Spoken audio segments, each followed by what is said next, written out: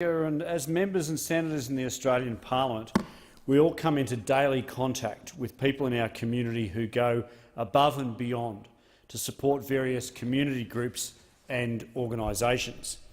Now, in my own electorate of Fisher, I'm surrounded by selfless volunteers who dedicate more of their time to community groups than they do to themselves.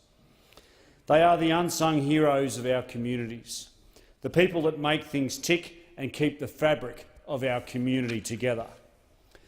This evening I rise to speak about Mrs Joyce Newton from Mullaney, who has well and truly dedicated much of her adult life to giving back to others and supporting those in need.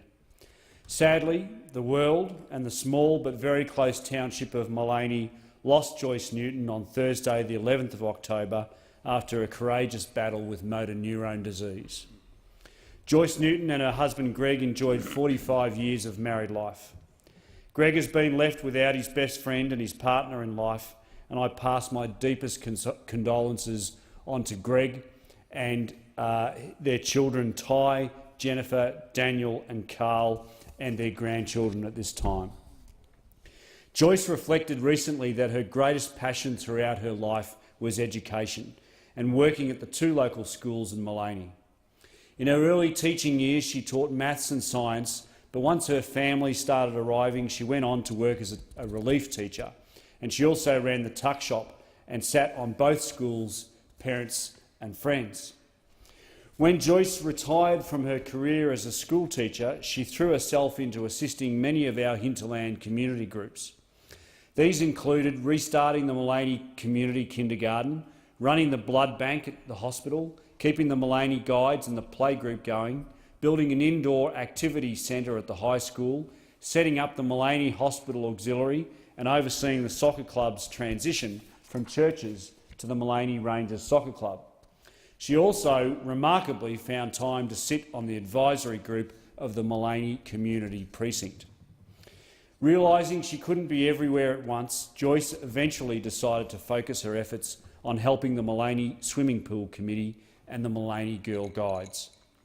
Up until her diagnosis and even beyond, Joyce was dedicated to ongoing fundraising and other events linked to those clubs.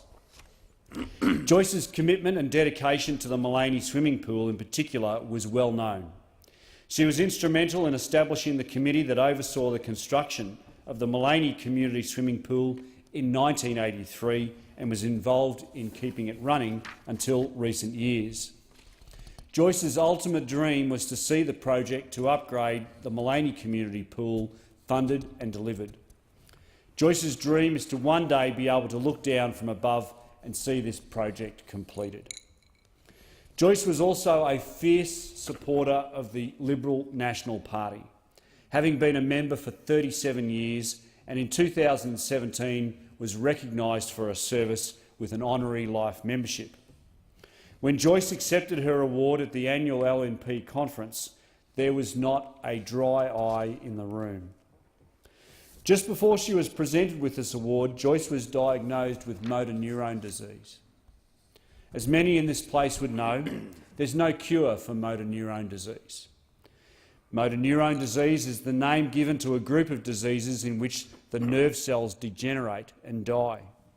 Joyce certainly fought to the end and even agreed to participate in medical trials to provide research into the complexities of this disease in an effort to one day find a cure.